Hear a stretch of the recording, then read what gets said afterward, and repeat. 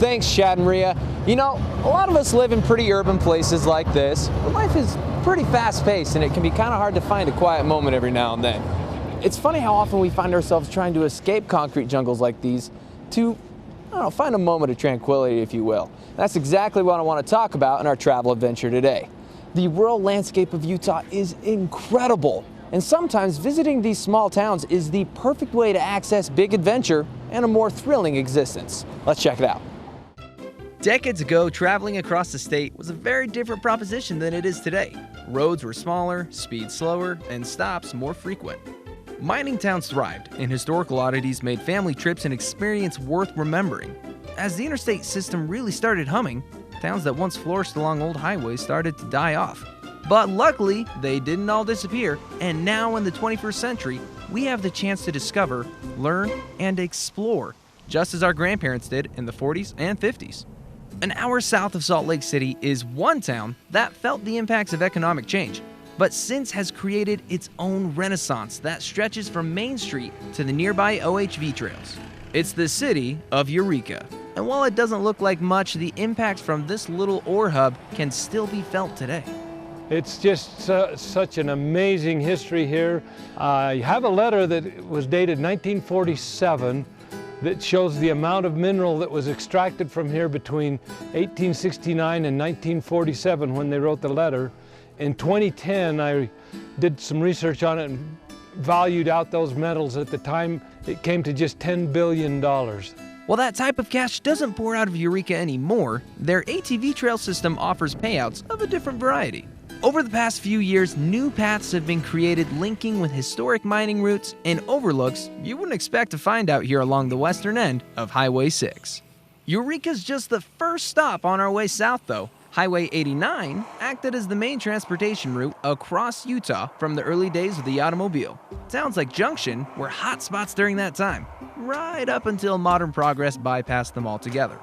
When I-70 went in, it made a new main artery from California to Denver, and there was an old gas station out here south of town that was quite busy back in them days, and then when the I-70 came in, then it was just more or less local people, and so it closed down.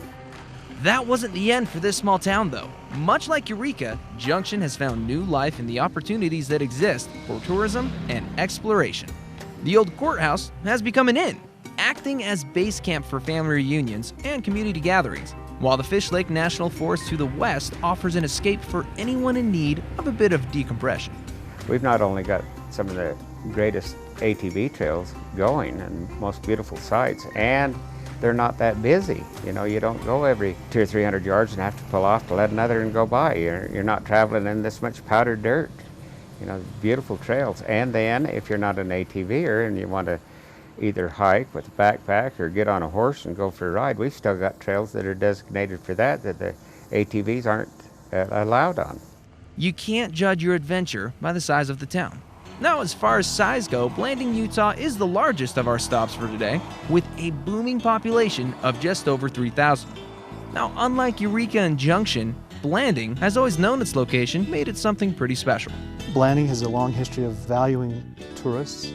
We like tourists to come, friendly people. It's a beautiful spot, and people that will take the time kind of to get past some of the the idiosyncrasies of a small little dry Mormon town will find that it's got a lot of character and a lot of history.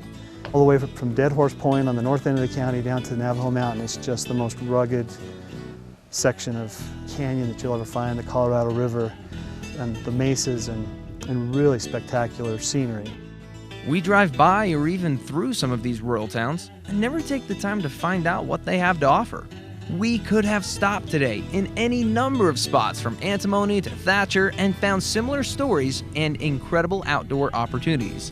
All you have to do is take the time to ask some questions and maybe search for something new. Towns like Blanding, Junction, and Eureka are just the tip of the iceberg when it comes to all of the hidden gems along Utah's back roads. Still, it can be worth hitting the road and taking the time to visit these small towns and have an adventure all on your own, which is exactly what I'm about to do, and I think I should get out of here soon because traffic's going to be pretty bad heading out of downtown. Well, I'm Zach Cipriano. We're going to take a quick commercial break, but when we come back, more at your leisure. Don't go anywhere.